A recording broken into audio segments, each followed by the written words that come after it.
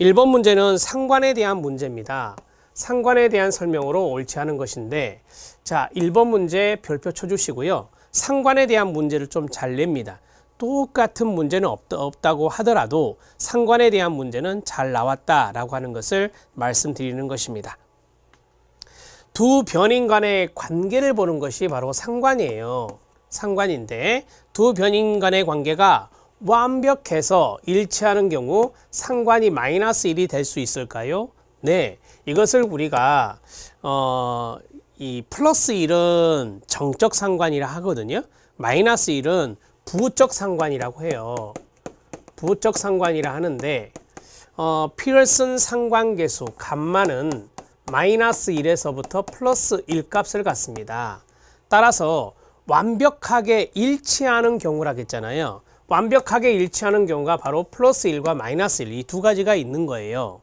근데 이거는 방향이 같은 방향인 것이고 방향이 같은 방향으로 완벽하게 일치하는 거고 여기는 마이너스니까 다른 방향으로 완벽하게 일치하는 경우가 됩니다. 그래서 우리가 상관이 마이너스 1이 될 수 있다 맞는 내용이 되는 겁니다. 이해되셨죠? 네, 이건 뭘까요? 0이 이 자리에 있을 수 있잖아요. 마이너스 1에서 플러스 1 값 사이에 0이 있어요. 그러면 이 0은 바로 상관이 없다. 상관이 없다라고 하는 의미가 바로 0이다. 이렇게 말할 수 있어요. 하나의 변인이 한 단위 증가할 때 다른 변인도 한 단위가 증가하면 두 변인 간의 상관은 플러스 1이다 라고 합니다. 그러니까 두 개의 변인을 A, B라고 해볼게요.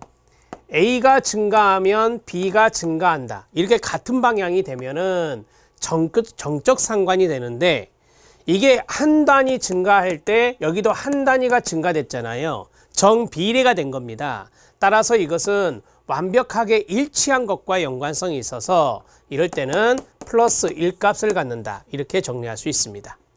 자, 2번 지문도 맞습니다. 3번 지문. 피어슨 상관계수는 두 변인 사이의 곡선적인 관계의 방향과 강도를 측정한다. 곡선이 아니고 직선입니다. 곡선이 아니고 직선인데요. 우리가 이제 그래프로 나타낸다면 곡선일 때는 우리가 이제 이런 식으로 곡선이 나타낼 수 있잖아요. 이런 것들은 이제 반비례적인 요소가 있다. y는 x분의 1이라고 하는 것이 여기에 들어갈 수 있거든요. 직선적인 부분은 이렇게나 또는 이렇게 나타낼 수 있겠죠. 이게 직선 아닙니까? 그래서 만약에 이거 같은 경우는 y는 x 플러스 1이나 이런 값이겠죠. 따라서 이것은 정적 상관이다 라고 말할 수 있고요. 자, 이것은 한쪽이 증가하면 한쪽이 감소하는 거잖아요. 방향이 반대가 되는 거예요. 그래서 이것은 앞에서 말씀드렸던 부적 상관이다 이렇게 말할 수 있어요. 그래서 피어슨 상관계수는 두 변인 사이에 직선적인 관계의 방향과 강도 이런 것들을 측정하는 것이다 이렇게 말씀드릴 수 있습니다. 하나의 변인의 변화와는 무관하게 라고 했어요. 무관하게가 힌트예요. 그러면 상관이 없다라고 하는 거잖아요. 상관이 없다, 상관이 없어진다 라고 하는 거예요. 상관이 없어진다. 상관이 없는 게 무관한 거잖아요. 무관하게 다른 변인이 변한다면 두 변인 사이의 상관관계는 뭐에 가까워진다? 0에 가까워지겠죠. 제가 0은 상관이 없다 이렇게 말씀드렸으니까 무관하다면 0에 가까워질 것이다. 이렇게 정리할 수 있겠습니다. 자, 감마 이퀄 마이너스 0. 예를 들어서 7, 2, 4, 2. 그 다음에 감마 이퀄 0.0012. 그 다음에 감마 이퀄 플러스 0.8912. 이런 식으로 나왔다. 그럼 이거는 뭐예요? 여기는 부적 상관. 이거는 상관이 없다라고 이제 해석할 수 있겠죠. 이거는 정적 상관에 가깝죠. 이렇게 정리하시면 되겠습니다. 답은 3번입니다. 상관관계에 대해서는 곡선적인 관계가 아니라 직선적인 관계라는 것을 아시면 되겠고, 저는 문제마다 여러분들 해설 옆에 놓고 계셔요. 문제마다 나와 있는 실력 따지기나 심화학습 이런 내용들에 대해서 설명을 해 드리도록 하겠습니다. 이게 나중에 이제 문제 풀 때 도움이 될 것이고, 그 다음에 여러분들이 이론 강의가 지금 여기 청소년 상담사 자격시험에 해당되는 이론 강의는 있지만 임상심리사와 관련된 이론 강의는 없잖아요. 그래서 여기 해설에 나와 있는 내용들을 좀 보셔야 되는 것들은 제가 좀 터치를 해 드리도록 하겠습니다. 자, 됐습니다. 상관계수가 있는데요. 심학습을 폈죠, 여러분. 피어슨 정률 상관계수가 있습니다. 이 피어슨 정률 상관계수가 이제 금방 문제 풀 때 있었던 거고요. 두 변수 간의 상관을 구하기 위해서 보편적으로 많이 이용하는 게 피어슨 정률 상관계수라고 합니다. 두 변수가 등간 촉도 이상이어야 합니다. 그러니까 연속형이다 이렇게 말을 하거든요. 그래서 자, 피어슨 상관계수 이렇게 이제 정리할게요. 우리가 순위 척도 하면은 우리가 이분형이다 이렇게 말을 해요. 순위 척도 하면은 보통 이분형이다 이렇게 말을 하는데, 우리가 이제 등간 척도 이상을 연속형이다 이렇게 말을 하거든요. 그래서 이것은 연속형, 그 다음에 가로 연속형, 두 변수가 연속형이다 라고 하는 것이에요. 이해되셨죠? 자, 계속 가겠습니다. 그 다음에 두 변수가 직선적인 관계가 있어야 된다라고 했어요. 직선적인 관계 말씀드렸어요. 양이 있고 강도는 이제 기울기와 연관성이 있는 거거든요. 그 다음에 네 번째는 각 행과 열의 분산이 비슷해야 된다. 이거를 등분산이라고 이야기합니다. 일반적으로 그러는데요. 그냥 참고하셔도 됩니다. 적어도 하나의 변수가 정규분포를 이루어야 된다라고 했습니다. 아무래도 연속형 변수이기 때문에 정규분포성도 있어야 되고요. 사례수가 적을수록 신뢰도는 떨어진다. 우리가 이제 상관성을 볼 때 피어슨 상관계수 같은 경우는 이 사례수가 좀 많아야 좋겠죠. 그 다음에 상관계수는 감마라고 표시합니다. 마이너스에서 플러스 1 사이에 있고요. 이 R제곱이 있습니다. 이걸 설명력이라 하는데요. 이 R제곱을 결정계수라고도 하거든요. 결정계수. 이거는 여기다 쓰겠습니다. 대문자 R제곱입니다. 이것을 우리가 설명력이다 이렇게 말하고요. 이것을 결정계수다 이렇게 정리합니다. 나중에 우리 공부할 때 아마 이거 나올 거예요. 그래서 이 결정계수는 0에서 1 사이, 아무래도 이제 제곱을 하다 보니까 음수값은 안 나올 거 아니에요. 그래서 0에서 1 값을 갖는다 라고 보시면 되겠습니다.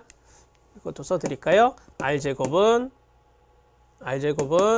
0에서 1의 값을 갖는다 이렇게 정리하십시오. 자, 계속 보겠습니다. R제곱은 X와 Y가 완전히 동일하다. 그럼 플러스 1 앞에서 말씀드렸죠. 완벽하게 일치한다 라고 했어요. 그 다음에 전혀 상관이 없으면 0이고 반대 방향으로 완전히 동일하면 일치하면은 바로 마이너스 1이 된다 라고 해요. 상관계수 구하는 공식이 나왔는데요.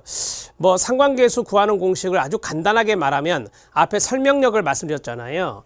이 상관계수는 루트 R제곱이 돼요. 상관계수는 루트 R제곱 이렇게 낼 수도 있어요. 그러니까 R제곱 값을 알면 거기다 루트 씌우면 상관계수가 된다. 이렇게 정리하셔도 됩니다. 표준편차의 곱, 그러니까 이 변수와 이 변수의 표준편차가 있을 거 아니에요. 두 개의 곱분의 공분산 이렇게 정리할 수 있습니다. 이 공식은 참고만 하십시오. 그 다음에 스피어만 등이 상관계수가 있습니다. 두 번째 스피어만 상관계수인데요. 자, 거기에 보면 등이 상관계수라고 되어 있죠. 이 등이 상관계수는 쉽게 말하면 순위와 연관성이 있다라고 보시면 돼요. 그래서 스피어만 상관계수, 밑에 보시면 서열척도라는 게 나와요. 이게 중요한 단어가 되거든요. 서열척도가 바로 순위척도예요. 그래서 데이터가 서열척도인 경우 자료의 값 대신에 순위를 이용하는 경우에 상관계수다. 데이터를 작은 것에서부터 쭉 차례로 순위를 매겨서 서열 순서로 바꾼 뒤 그 다음에 순위를 이용해서 상관계수를 구하는 것이 바로 스피어만 상관계수가 되겠습니다. 자, 스피어만 상관계수는 앞에 등간척도 이상이다가 바로 피어슨이잖아요. 근데 이거는 서열척도이기 때문에 이분형이 되는 거예요. 이분형이 되는 거다라고 보시면 됩니다. 주어진 자료에서 등간성이 의문시되거나 변수들의 점수가 극단적인 분포를 나타내는 경우에는 이 피어슨 상관계수보다는 스피어만의 서열 상관관계를 사용하는 것이 좋다. 이렇게 말씀드렸어요. 아, 그러면 이거는 서열 변수니까 연속형이 아니라 이분형이라고 말할 수 있습니다. 자, 이분형.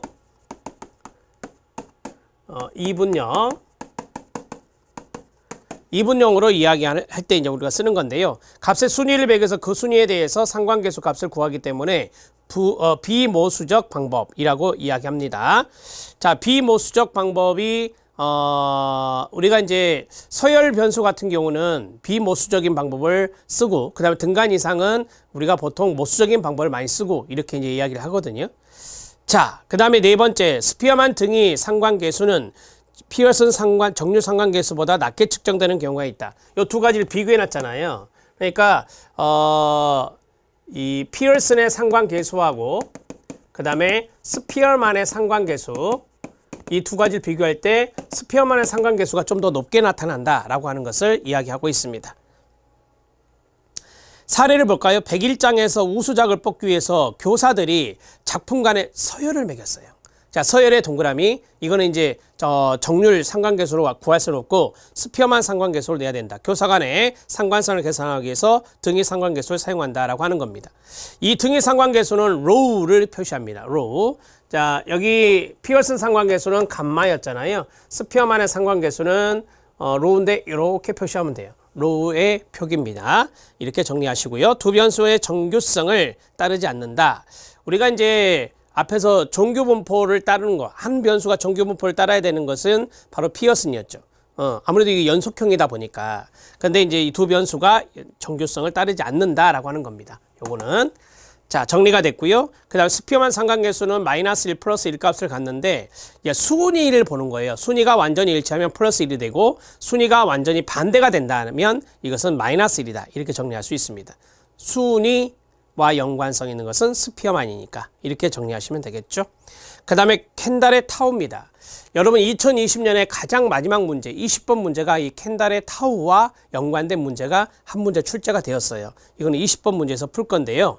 서열 척도로 측정된 두 변수의 상관을 구한다. 그러면 켄달의 타우는 스피어만과 연관성이 있겠네요. 세 번째 보면 스피어만 순위 상관계수와 거의 비슷하다라고 말씀드렸죠. 이것도 이제 비모수적 방법이다. 이렇게 정리할 수 있어요.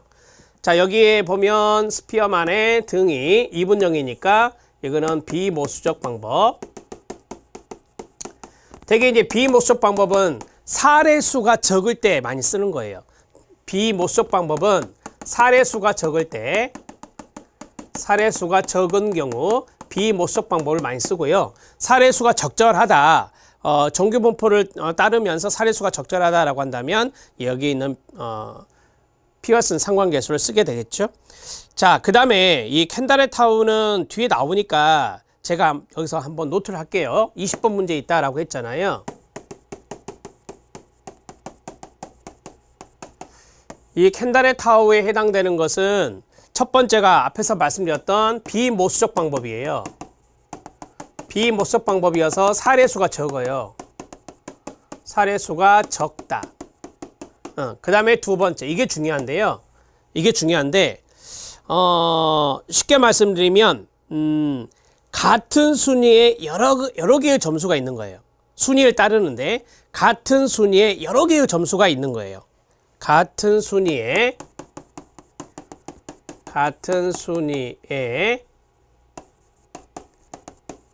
여러 가지 점수가 분포되어 있는 경우.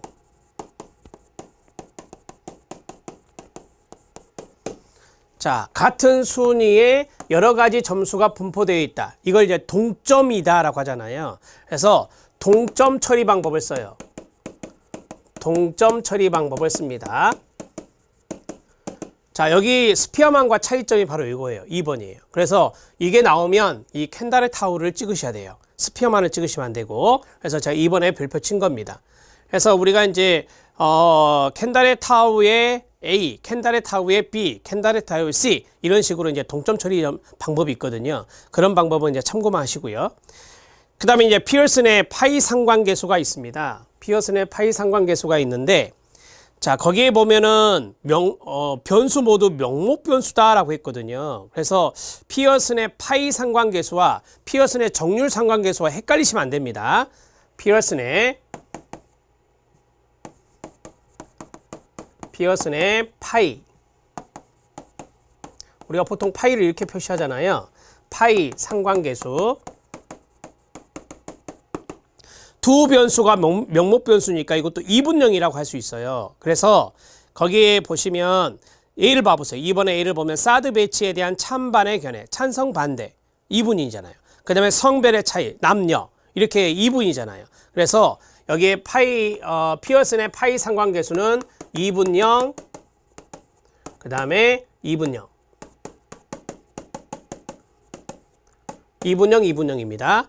근데 여기에 우리가 이분형 앞에서 순위척도, 서열척도가 있었잖아요. 여기는 서열척도예요. 여기는 서열척도라고요. 여기도 서열척도고, 여기서 순위가 나왔었잖아요. 이것도 서열척도예요. 이것도 서열척도인데, 여기는 뭐예요? 명목척도예요. 여기 두 가지 다 명목척도가 되는 거예요. 명목척도로 2분으로 나누는 거. 여기서 뭐 자연스러운 양분 상태란 말이 있는데 그건 신경 쓰지 마시고, 이분형이고 이분형인데 이게 명목 변수야, 명명 변수야 라고 하는 거죠. 자, 그랬을 때 우리가 상관을 구할 수도 있거든요. 자, 그 다음에 점이연 상관계수가 있습니다. 지워도 되겠죠? 줄 꺼도 되고 안 꺼도 돼요.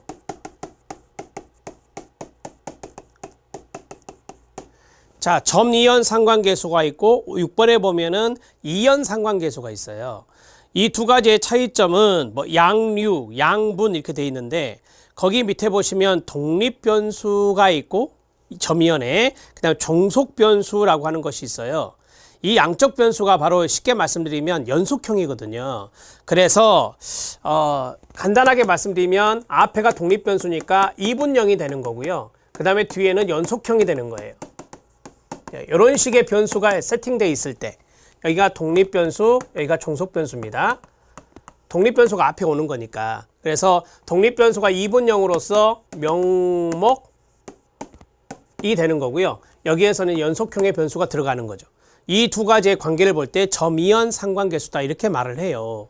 자, 이 점이연 상관계수 양류 상관계수라고도 하는데, 그러면 이분 변수인 이 명목을 0과 1로 코딩을 해요. 0과 1로 코딩을 해서 그 다음에 피어슨 상관계수를 계산하는 거예요. 그래서 이것은 피어슨 정률 상관계수와 동일한 결과를 나타낸다 하고요. 그 다음에 이연 상관계수는 둘 다 연속형인 거예요. 양적 변수다라고 했잖아요. 그래서 자, 두 번째는 이연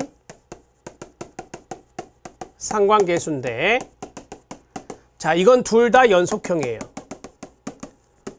여기 연속형이고 그 다음에 여기도 연속형이에요. 양적 변수라 했으니까 둘 다 연속형이거든요. 그런데 특이한 것은 뭐냐면 독립변수를 임의의 기준에 의해서 이분을 해요. 그래서 쉽게 말씀드리면 이 연속형에 있는 변수를 이분형으로 임의적으로 바꾸는 거죠. 그렇게 해서 이분 변수를 이분화해서 사용하는 건데, 그게 바로 독립변수를 임의적으로 바꾼다 그랬잖아요. 요것을 이분형으로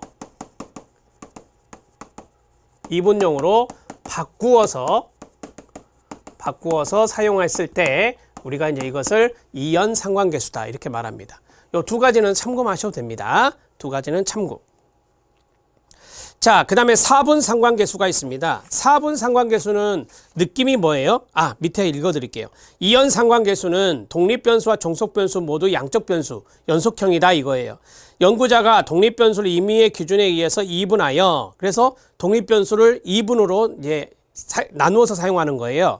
인위적으로 이분된 독립변수와 양적인 종속변수 상관을 추정하기 위해 사용되는 건데, 이거는 이제 스피어만 정률 상관계수와 동일한 결과를 갖지 않는다. 뭐 예를 들어서 스피어만 상관계수 같은 경우는 서열척도 해갖고 순위를 이용하는 것이었잖아요. 그러니까 스피어만과는 다른 결과가 나올 수 있겠죠. 자, 그 다음에 4분 상관계수가 나왔는데, 4분 상관계수는 우리가 이제 4개로 나눈다라고 보시면 돼요. 4분 상관계수는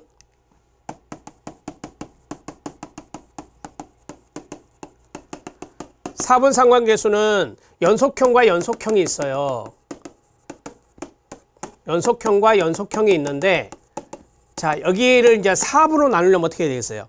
그렇죠. 여기를 2분형으로 나누고, 여기도 2분형으로 나누는 거예요. 그러면 이게 이제 4분이 되는 거죠. 네 가지로 이제 4등분이 된다라고 하는 거예요. 그래서 4분 상관계수는 이렇게 낸다. 여기 보면 나와요. 거기에 보시면 두 변수 모두 연속형이 양적 변수이지만 임의로 두 개의 명목형 변수로 나누었을 때 사용하는 거다라고 했어요. 뭐 키, 작다, 크다, 그 다음에 몸무게, 가볍다, 무겁다, 이런 식으로 이제 두 개씩 나누는 거죠. 그래서 4분 상관계수를 구할 수 있는 겁니다. 이 정도만 정리하시면 되겠습니다.